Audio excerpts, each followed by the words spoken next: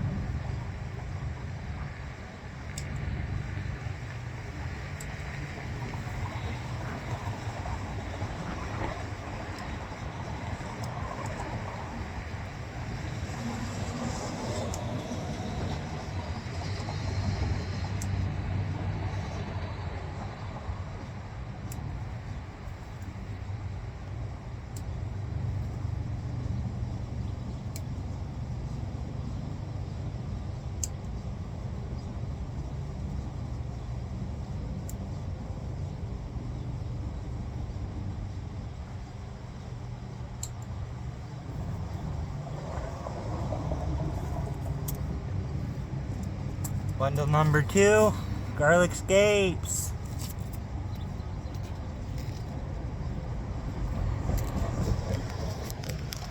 Does look like you're bored over here. Let's take you along for this one. Maybe we can put you in the pocket. Not quite sure how good the camera angle is, but I will do my best to try give you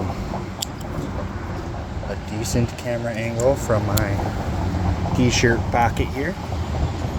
Sorry I don't have a GoPro yet. I'm not that deep into my YouTube endeavors, which I need to be, I suppose. I'm trying to teach everybody about how I run my homestead. I need to show you guys the up and close detailed versions so that you guys can get as much content, knowledge, whatever you want to call it, from me as possible. I also like it better when you guys are here listening to me talk to myself as I harvest all my garlic scapes. So we are taking every single garlic scape that I have here, whether it's curled over or not. They will be big enough for what we plan on doing with them. We are either going to make, well, we're going to do a few things with them. We're going to turn some of them into some pesto. We'll use some of them as soup toppings and taco toppings. We'll use them as green onions and chives in omelets and on burgers.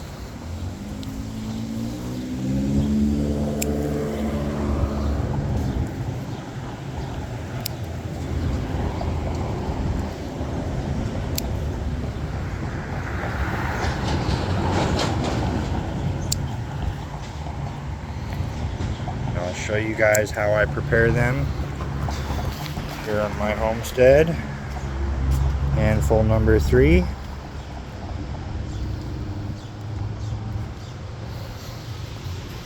Smells very, very garlicky, delicious.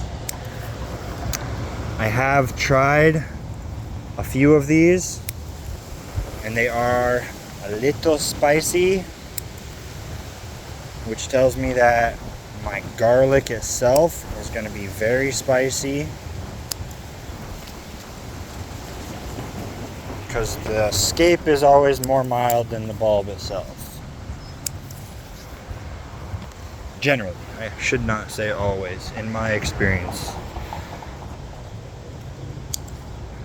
Try to make sure I go through and collect every single one so that I don't have any flowers, and if I do miss any, I can clip them off later in time when I start to see the flower open up or whenever I catch it. The sooner the better, the bigger the bulb. And that's what we're really growing this garlic for, right? Is the bulb underneath the ground. The big bulb of garlic that many of us know as garlic. Many of your soft neck varieties don't have this garlic scape that grows on the top. And the only way to grow those varieties is by propagating your bulb, breaking it up into cloves, and planting each individual clove. Or you could go the Neanderthal method and plant the entire bulb as nature would have. The bulb would just stay in the ground, and then a monster plant of garlic will then grow from that bulb, and it will continue to propagate itself because that bulb was never dug up. Therefore, it was essentially planted. It just wasn't separated clove by clove to give the proper spacing for good-sized garlic bulbs for human desires.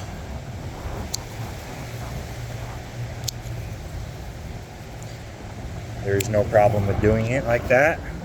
Just know that you will not get as big as a garlic bulb if you plant your cloves at least about 4 to 6 inches apart, depending on the variety of garlic and the size of the bulbs when they're fully matured.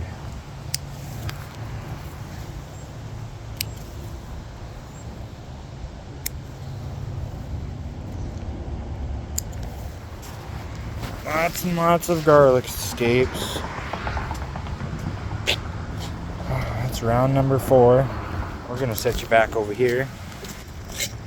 And we're gonna go back over there and harvest a little more.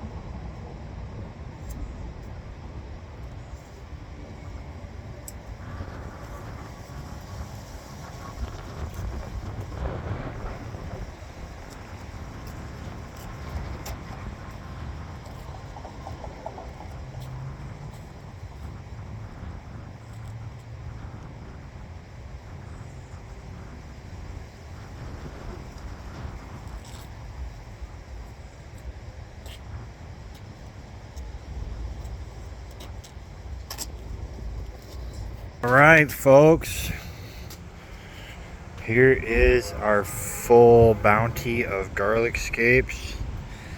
It's more than enough. That's a lot. Thank you guys for tuning into this part of the video. Catch ya when I'm preparing those garlic scapes.